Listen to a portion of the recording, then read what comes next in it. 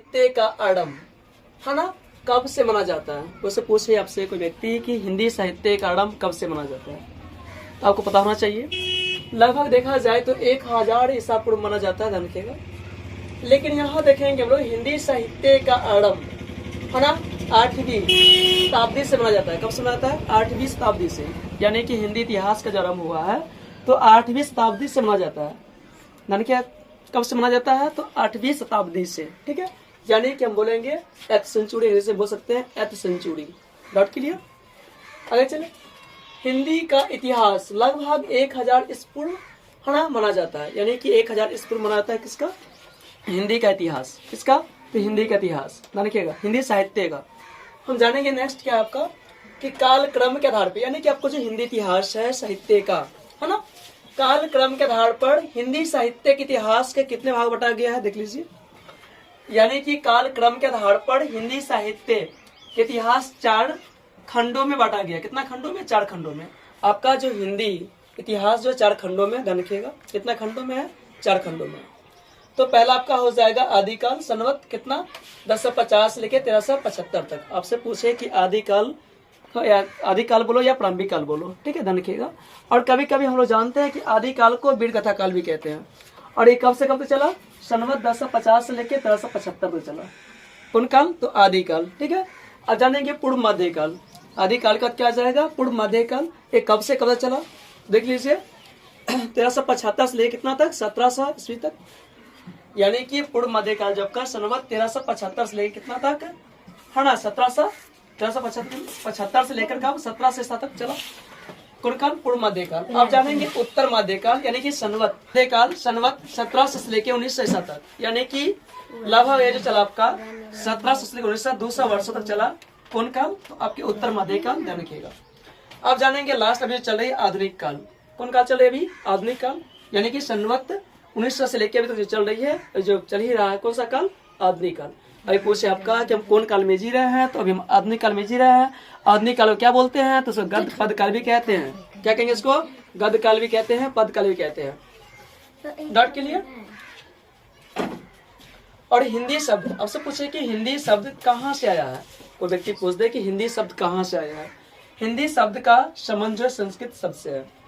किससे? संस्कृत से। क्योंकि भारत का जो था सबसे प्राचीनतम भाषा था संस्कृत, यानी कि संस्कृत में बहुत सारा देश में वेदों का जो रचना हुई हर उसका संस्कृत में हुई थी। क्योंकि इसीलिए यहाँ देखा जाए तो हिंदी शब्द का जो संबंध है किससे है? संस्कृत शब्द से है ना, यानी कि सिंधु से माना जाता है। यानी कि सिंधु एक नदी का नाम है, ध्यान रखिएगा। सिंधु से ही सिंधु से माना जाता है किसका? हिंदी शब्द का।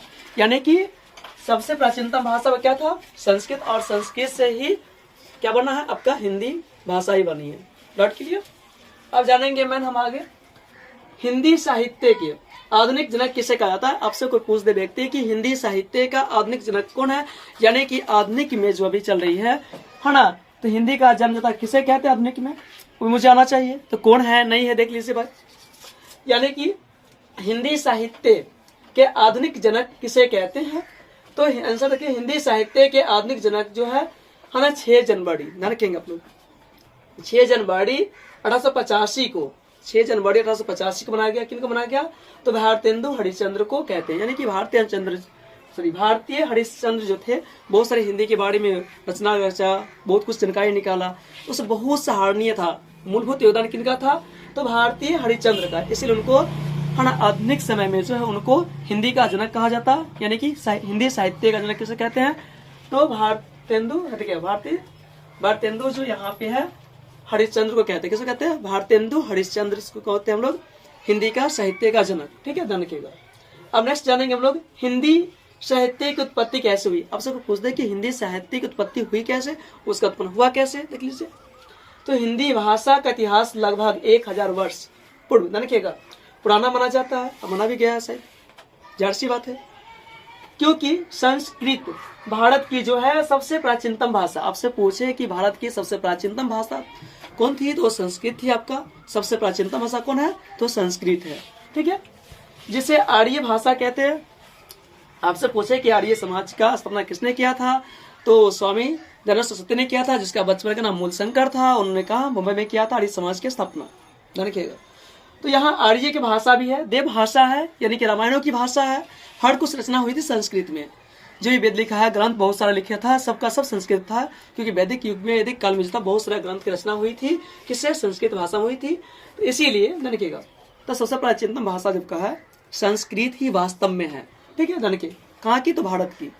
अगर देखिए, जिसे आर्य भाषा या देव भाषा, देव का मतलब जब हम देव मानते किसी चीज को, देवों की भाषा यानी जिसको ईश्वर में कहते हैं, ध्यान रखिएगा, कहा जाता है हिंदी।